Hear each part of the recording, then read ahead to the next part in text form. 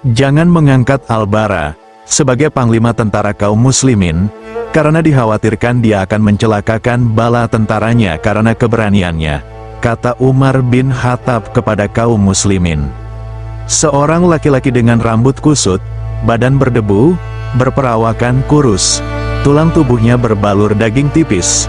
Mata para pemandangnya melihat kepadanya dengan sulit, kemudian langsung berpaling darinya. Sekalipun demikian, laki-laki ini pernah membunuh 100 orang musyrik sendirian duel di medan laga 1 lawan 1. Jumlah ini belum termasuk orang-orang yang dia habisi di medan perang. Dia adalah laki-laki pemberani, bernyali besar dan bertekad baja, di mana Al-Faruq menulis kepada para gubernurnya di seluruh wilayah kekuasaannya, jangan menyerahkan pasukan kaum muslimin kepadanya. Aku khawatir dia akan mencelakakan mereka karena keberaniannya. Dia adalah Al-Bara bin Malik Al-Ansari, saudara Anas bin Malik, pelayan Rasulullah Shallallahu Alaihi Wasallam. Kalau aku menyebutkan berita-berita kepahlawanan Al-Bara bin Malik, niscaya pembicaraan menjadi panjang dan kesempatan menjadi sempit. Oleh karena itu aku memilih untuk menurunkan satu kisah dari kisah-kisah kepahlawanannya, satu kisah yang mengabarkan kisah-kisah yang lain kepada Anda. Kisah ini berawal sejak saat-saat pertama dari wafatnya Rasulullah Shallallahu Alaihi Wasallam yang mulia dan kepergian beliau menghadap Robnya, di mana kabilah-kabilah Arab mulai keluar berbondong-bondong meninggalkan agama Allah setelah sebelumnya mereka masuk berbondong-bondong ke dalamnya. Mereka yang tetap teguh di atas Islam hanyalah orang-orang Mekah, Madinah, Taif, dan beberapa kabilah yang tersebar di sana-sini dari kalangan orang-orang yang Allah teguhkan hatinya di atas Islam. Abu Bakar As-Siddiq tetap tegak menghadapi fitnah yang merusak ini layaknya gunung yang berdiri kokoh. Dia menyiapkan 11 pasukan dari orang-orang Muhajirin dan Ansar. Dia mengibarkan 11 panji komando untuk memimpin pasukan tersebut. Lalu dia mengirimkan semuanya ke segala penjuru Jazirah Arabia untuk mengembalikan orang-orang murtad ke jalan petunjuk dan kebenaran, untuk membawa orang-orang yang menyimpang dari jalan yang benar dengan tajamnya pedang.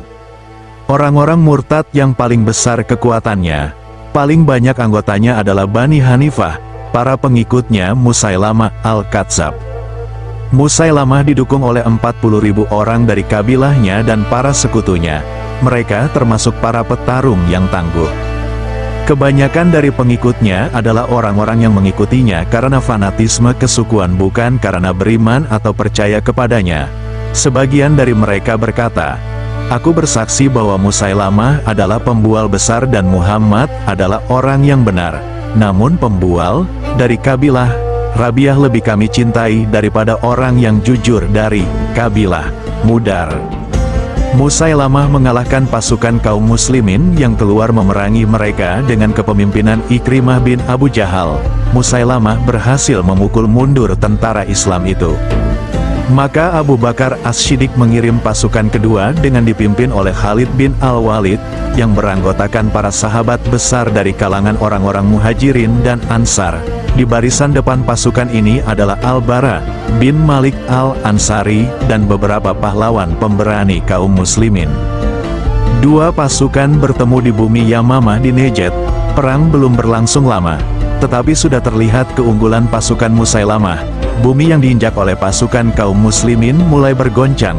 Mereka mulai melangkah mundur, sehingga pasukan Musailamah mampu menerobos markas Panglima Khalid bin Walid, dan membongkar tiang-tiangnya dan hampir saja membunuh istrinya kalau tidak ada seorang muslim yang menyelamatkannya.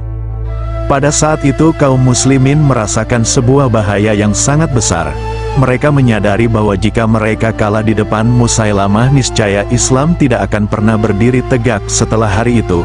Allah yang tiada sekutu baginya tidak akan pernah lagi disembah di bumi Jazirah Arab. Khalid maju menghampiri pasukannya. Dia mulai menata ulang, memisahkan orang-orang Muhajirin dan orang-orang Ansar. Dia juga memisahkan orang-orang pedalaman dari pasukan-pasukan yang lain. Khalid mengumpulkan anak dengan bapaknya di bawah panji salah seorang dari suku mereka, agar masing-masing dari mereka menunjukkan kepahlawanannya di medan perang, agar diketahui di mana titik kelemahan kaum muslimin.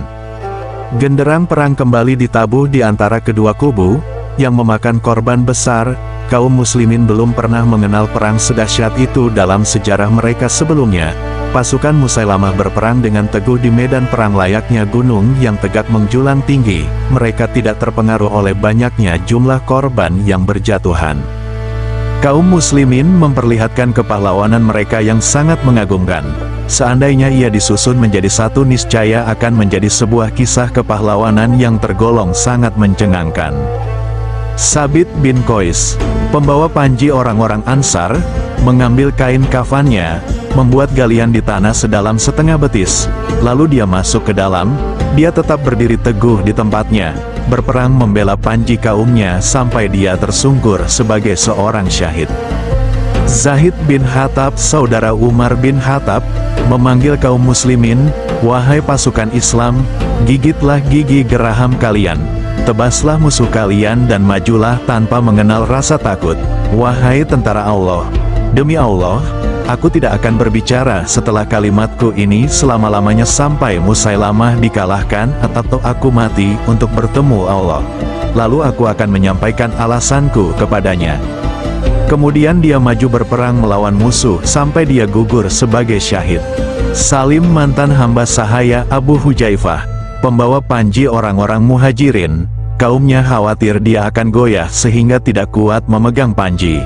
Maka mereka berkata kepadanya, "Kami takut diserang melalui dirimu." Maka dia menjawab, "Jika kalian sampai kalah karena aku, maka aku akan seburuk-buruk penghafal Al-Quran." Kemudian dia maju untuk melawan musuh dengan gagah berani sampai dia gugur syahid. Puncak kepahlawanan mereka semuanya tampak pada kepahlawanan Al-Bara bin Malik.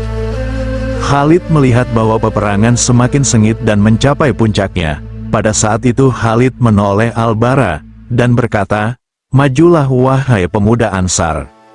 Maka Al-Bara melihat kepada kaumnya dan berkata, "Wahai orang-orang Ansar, jangan ada salah seorang dari kalian yang berpikir untuk pulang ke Madinah. Tidak ada Madinah bagi kalian setelah hari ini. Yang ada hanyalah Allah semata dan mati syahid." Kemudian dia melangkah maju menyerang orang-orang musyrik dan kaumnya mengikutinya. Dia menerjang membelah barisan musuh, menebaskan pedangnya ke leher musuh-musuh Allah, sehingga bumi yang dipijak oleh Musailamah dengan pasukannya bergoncang. Maka mereka pun mundur berlindung ke dalam benteng, yang kemudian dikenal setelah itu dalam sejarah dengan benteng kematian, karena banyaknya korban yang terbunuh di dalamnya. Benteng kematian ini sangat luas, dindingnya tinggi. Musailamah dengan ribuan pendukungnya masuk dan mengunci pintu benteng dari dalam. Mereka melindungi diri mereka dengan ketinggian bentengnya.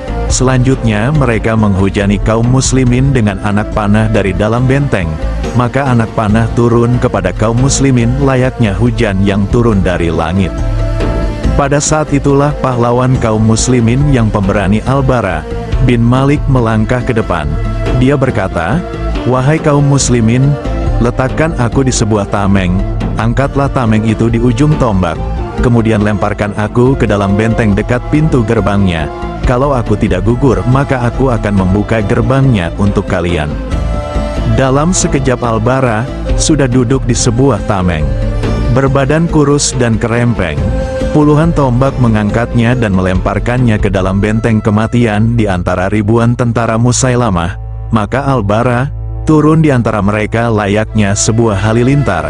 Al-Bara melawan mereka sendirian di dekat gerbang benteng, menebaskan pedangnya sehingga dia berhasil menyudahi perlawanan 10 orang dari mereka dan membuka benteng, sekalipun dia harus menerima 80 lebih luka di tubuhnya berupa tusukan anak panah atau tebasan pedang. Maka kaum muslimin berhamburan masuk ke dalam benteng kematian. Dari dinding-dindingnya dan pintu-pintunya, mereka menebaskan pedang-pedang mereka ke leher orang-orang yang murtad yang berlindung di dalam benteng. Kaum muslimin bisa membunuh sekitar 20.000 orang dari mereka. Kaum muslimin sampai kepada Musailamah dan mengirimnya ke pintu kematian. Al-Bara dibawa ke tendanya untuk diobati. Khalid bin Al-Walid menyempatkan diri untuk tinggal selama 1 bulan di bumi Yamamah dalam rangka mengobati luka-lukanya sehingga Allah memberinya kesembuhan dan menetapkan kemenangan bagi kaum muslimin melalui kedua tangannya. Al-Bara terus mencari syahadah yang menjauhinya di perang Yamamah. Dia terus menerjuni perang demi perang. Dia sangat ingin mewujudkan impian besarnya, rindu ingin bertemu dengan Nabi yang mulia. Tibalah saat penaklukan kota Tustar di negari Persia. Orang-orang Persia bersembunyi di salah satu bentengnya yang sangat tinggi. Maka kaum muslimin mengepung mereka dari segala penjuru seperti gelang mengelilingi pergelangan tangan. Pengepungan berlangsung lama. Orang-orang Persia merasakan beratnya pengepungan. Maka mereka mulai mengulurkan rantai-rantai besi dari atas dinding benteng. Padanya tergantung kait-kait yang telah dibakar dengan api, sehingga keadaannya lebih panas daripada bara. Kait-kait panas ini menyambar kaum muslimin dan menjepit mereka. Yang terjepit akan terangkat ke atas. Selanjutnya dia akan mati atau mendekat kematian. Salah satu pengait besi itu menyambar Anas bin Malik, saudara Al-Bara bin Malik. Al-Bara langsung memanjat dinding benteng, memegang rantai besi yang menyambar saudaranya. Dia melawan kait dan berusaha untuk melepaskan saudaranya darinya. Tangan Al-Bara terbakar dan mengeluarkan asap, namun dia tidak memperdulikannya sehingga dia berhasil menyelamatkan saudaranya. Al-Bara turun ke bumi setelah tangannya hanya tinggal tulang tanpa daging. Dalam perang ini Al-Bara bin Malik Al-Ansari berdoa kepadanya agar melimpahkan syahadah kepadanya. Maka Allah mengabulkan doanya di mana dia gugur sebagai syahid yang bangga bisa bertemu Allah. Semoga Allah menjadikan wajah Al-Bara bin Malik berseri-seri di dalam surga, membuatnya tenang karena bisa menyusul nabinya Muhammad Shallallahu Alaihi Wasallam. Semoga Allah meridhoinya dan menjadikannya ridho.